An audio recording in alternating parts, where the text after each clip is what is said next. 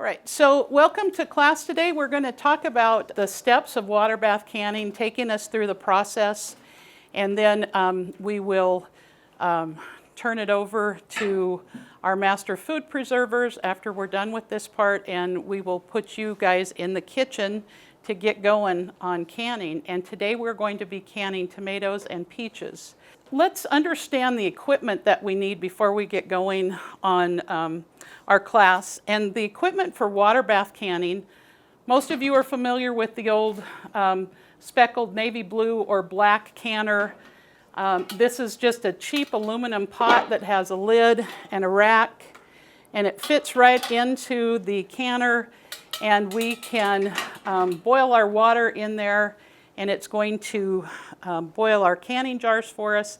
This pot will actually never touch the food. So a lot of people are concerned about cooking with aluminum.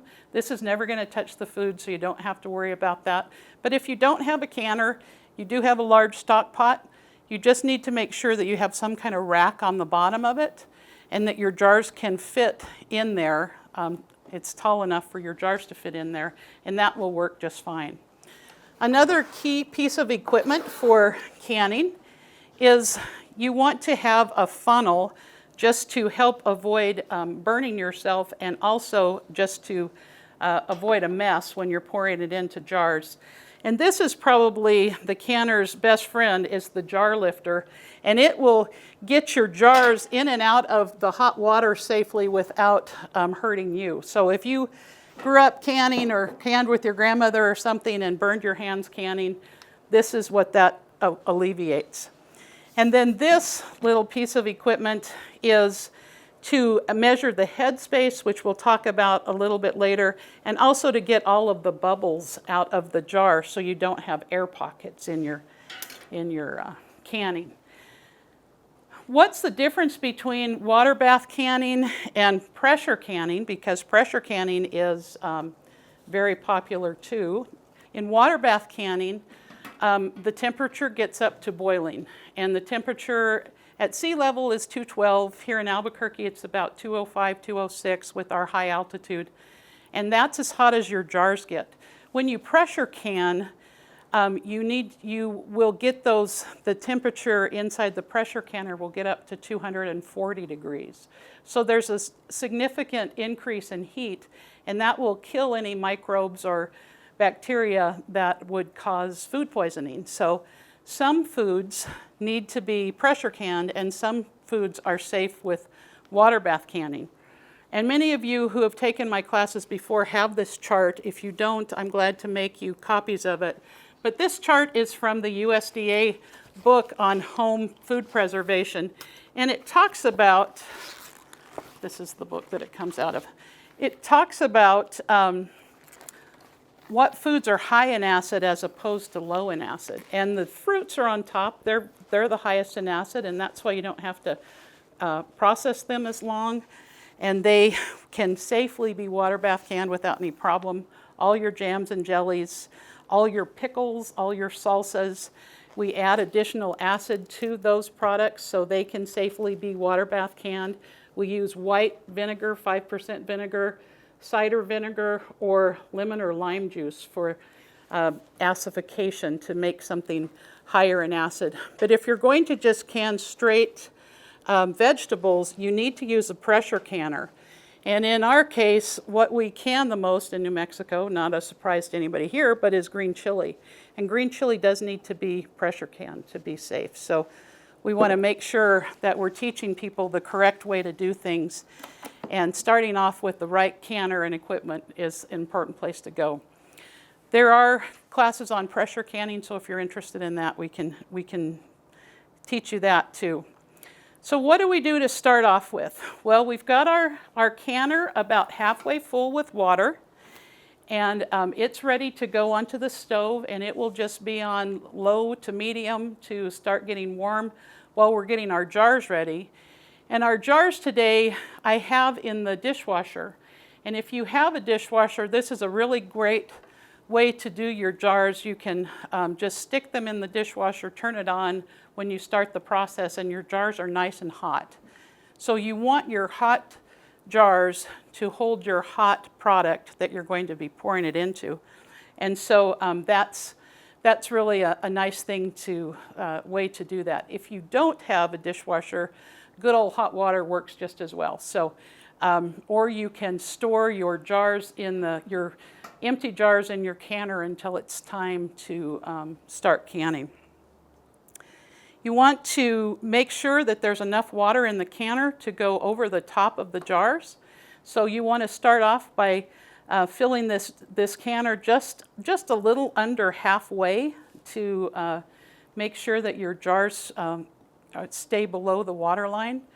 If by any chance you need to add more water, try to use hot water to add that to make sure that your jars are below that water line. Next, we want to prepare our produce or whatever we're canning for our jars. And those of you who are in the class on Wednesday, we did a variety of jams and jellies. And those are a little bit more complicated than what we're going to do today. There's just a few more steps in canning jam and jelly. But jam and jelly is one of those things that for years has kind of been misunderstood. It does need the water bath process to safely can it. And many of us grew up with using pectin or wax on the top, and that was good enough. But we really need to follow the correct USDA approved procedures to make sure that everything is safe when we're canning. So what are the resources we should use when we're talking about canning safely? I showed you this book. This is a USDA home canning guide. This is available for free online, so you can download the whole thing or just whatever you want off of it, which is nice. So Easy to Preserve is the publication that the University of Georgia Extension has put together, and they have one of the labs to test all the canned products to make sure that they are safe and accurate in their acid level and how long you process for. So this is a good resource, and So Easy to Preserve is also online. And then, of course, everybody's familiar with the good old Ball Blue Book, and you may have one of these from your grandmother's from 1920 or 30 because this has been published for over 100 years. And the Ball recipes have been USDA approved as well, so that's a safe resource. A new one of these comes out every few years, and they have a lot of really creative recipes. So if you want to do something that's a little bit more than your basic canned tomatoes or peaches, this is a good resource for that. And then I would not be doing my job if I didn't tell you about the New Mexico State Publications, which is also a USDA approved publication. And myself and Dr. Nancy Flores recently updated all of our publications, so you can download those from our website, or you can call the Extension office, and I am very glad to mail you a copy of what you want. One of the ones that we've done that is unique to New Mexico is our green chili, because that's something that we can here that a lot of states wouldn't even consider. So each state has a little bit of a different flair from their Cooperative Extension Service on what they like to can and do a lot of. Salsa is another big thing that we can here. A lot of people improperly can their salsa. Salsa does need to be acid added to it in order for it to be safe, unless you're going to pressure can it, and most people don't want to mess with pressure canning. So please use a USDA approved recipe for what you're planning on doing that way. Okay, so once we get our product in our pot, we follow the recipe, cook it for however long it states for us to cook it. We have our jars ready to go. And then how do we fill our jars? Well, we get our jars out of the hot dishwasher or water. We put our funnel in the clean jars, and we literally ladle things into the jar, and we're paying attention to our head space, and head space is the empty space between the top of the jar and the product itself. And all of your directions will call for an inch head space, half an inch head space, or quarter inch head space. And you can use a regular ruler, or if you have one of these little rulers that come from the ball kit, you can use that. And you can literally just take it and measure it down. This is 1 inch, half an inch, 1/4 of an inch. And so once you've done a few of your jars and you kind of have the swing of that, then you can get an accurate read on that. But headspace is very important. You should not can a jar that's not filled. It won't seal properly, and you don't want to overfill a jar either, so that's important. Now you'll notice that I've got these jars that have 3 pieces. First of all, the jar needs to be a real canning jar. Don't just get an old mayonnaise jar or something you have laying around the house. This is heat tempered to handle the hot temperatures that it's going to reach in the canner. And then the lids are, and the jars, by the way, can be used over and over and over. So store them where they're safe from getting bumped and knocked into. And this part of the lid, the screw band, can also be used over and over. This piece is the flat metal band that goes on top, which has a sealing compound underneath there.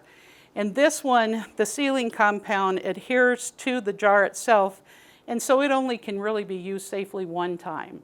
You don't want to reuse these lids, though again, many of our mothers and grandmothers use these over and over and over. But you want to replace that. The rest of these can be reused as many times as they hold up to. So that's the jar equipment. And jars, you can buy jars at the grocery store, hardware stores, Walmart's, Target, that kind of place. If you're a thrifty canner, you can also find a lot of them in garage sales and thrift stores and estate sales where people no longer want to can. That's a good time to pick up a canner as well. So there's a lot of equipment this time of year, but as soon as canning season is over, they leave that aside and move in the Christmas stuff. So if you're a canner, you better get your stuff while it's still out there, because they will shift it off the racks there. So you're going to fill your jar up to the proper headspace, and then once you have product in here, you want to wipe it with a clean paper towel, a wet paper towel, just to make sure that there's no sticky residue on here. Because if you've got sticky residue or just chunks of food, that will cause the seal from not sealing properly. So that's the reason that you want to do that. And then you place your lid and screw it down. You want to screw it to fingertip tight or just to where you get a little bit of a tug. There are new lids that are out by Ball the last few years that if you tighten these things too tight, they will literally pucker and have an indentation in them. A guy came to the office yesterday and wondered why his wife's lids were all puckered, and he told me that he really screwed those on tight. And I said, that's the problem. You don't need to screw them on that tight. So they will bend and buckle. All right? So now this is ready to go, and we can put it with our jar lifter into the jar and fill up the entire jar, or the entire canner full of jars. Get it on the stove, turn it on to boil, and make sure that everything is boiling properly. Then you start your timer for however long your stuff is supposed to process for. In our high altitude, that's an issue. We need to make sure that our water boils at a lower temperature, so we need to add extra minutes to processing. And all of the publications, the USDA publications, and Ball itself will also talk about what the altitude is in places and how long you need to process things for. So what you can process something for at sea level is likely to need 5 or even 10 minutes longer at our altitude. So that's an important thing to pay attention to in New Mexico. We are at 5,000 feet here in Albuquerque, and in most cases it's going to be a 5-minute increase of time, but that is a big safety issue that we want to make sure and follow. Okay, once we have all of our jars in the canner, and it's boiling along there, we just let it proceed, and while they are processing, we want to get our space ready to take the hot jars when they come out of the canner. So a couple towels on a table or wherever you're going to put your jars, you need to make sure that where you're going to put your jars is where you can leave them for a while, because you're going to leave them just untouched for several hours so the seals can secure onto the jars.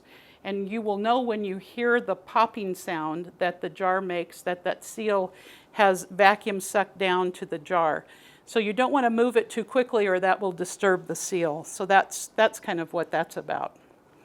So once your timer goes off and you can take your jars out, you get your nifty little jar lifter again and literally just lift things right out of the canner and onto the surface. So that is exactly where you want to go with that. Okay. You want to use as many jars as will fit in the canner. If you need to use a smaller, if you're only doing 3 or 4 jars of something and you've got a large canner, you may even want to put some water in jars and just sit in there so the other jars don't fall over. Sometimes the jars kind of hold each other up as you're canning. You want to leave those jars for, like I said, for a 12-hour processing time or as long as it takes to cool them down. Sometimes you will actually see product boiling in the jars. That's because it's gotten so hot that it continues to boil. So this can be a safety hazard too. You want to make sure that you can go through that process. You can process tomatoes a lot of different ways. In fact, tomatoes can be either pressure canned or water bath, hot water bath. And the reason being with the hot water bath is tomatoes are fairly high in acid, but tomatoes over the years, we have so many varieties of tomatoes that we don't know what the exact acid is on all the tomatoes. So the recommendation by USDA is to add either a little bit of a citric acid or lemon juice to each jar to make that safe. So that's in your publication. I believe it's a tablespoon of lemon juice per pint, 2 tablespoons per quart. That will balance that out. But we are going to dice these tomatoes today.